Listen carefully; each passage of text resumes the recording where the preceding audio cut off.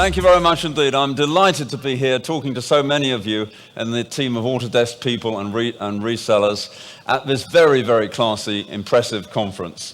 But the theme of my talk may surprise you just a little bit. It's how you can actually, as the Autodesk team, work less, but also achieve more. As Scott just said, trying harder doesn't work, so let's try trying less. I'm going to stick my neck out and say that most of you here today work much too hard. And as a result of working too hard, you produce much too little result relative to what could be produced. I'm going to reveal a secret, how you, every member of the team, can actually multiply your effectiveness to achieve results that are many times more valuable than you've achieved already, no matter how valuable those things that you've achieved already are. To deploy your energy far more intelligently, to work no harder than you do at the moment, and perhaps quite a lot less hard, while getting results that are not just a bit better than the results today, but are hugely better.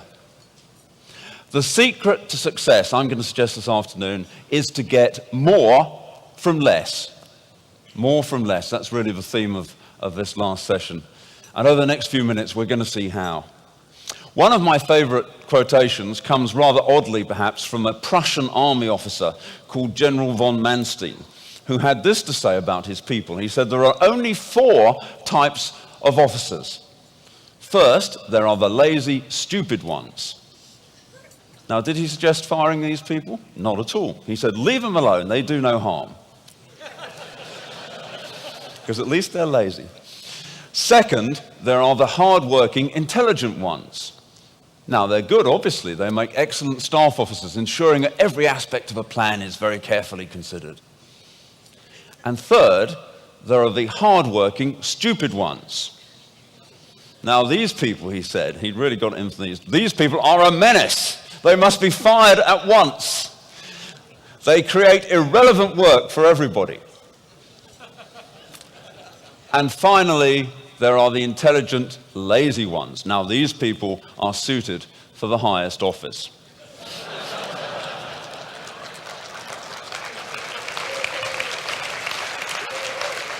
So the good general was suggesting that whether you're smart or intelligent, it's actually much better to be lazy. Is this a silly paradox? Well, visualize it. Do you think that Warren Buffett is busy frantically crunching numbers at his desk? Do you think that's what Rupert Murdoch spends his time doing? Do you imagine that Jim Clark does that rather than thinking about the boats that he's going to sail? Was the value that Bill Gates added to the world a function of the hours that he put in? Or what about Ronald Reagan, who famously said, it's true hard work never killed anyone, but I figure, why take the chance? Or John F. Kennedy, or Winston Churchill, or Albert Einstein, or Isaac Newton. What all these people do or did was spend time creatively on the few essentials and little or no time on the massive trivia that engulfs all of us most of the time. Most life, especially most business life, is trivia. Don't work to deal with the trivia, work to avoid the trivia.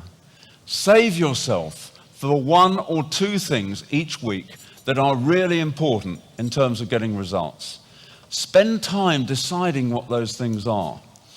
Then work out how to deal with them. Then spend time considering and reconsidering and preparing, and then go and get to what you want.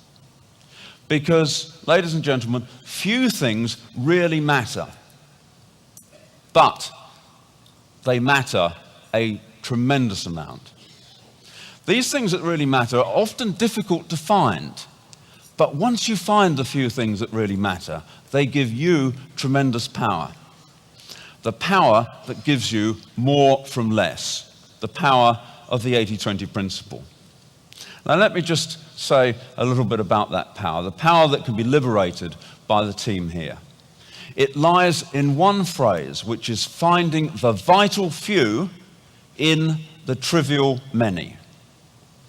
As many of you know, I'm sure, the 80-20 principle asserts that a minority of causes, inputs, or effort usually leads to the great majority of results from those causes. A good benchmark, really a hypothesis, is that 80% of results come from 20% of causes.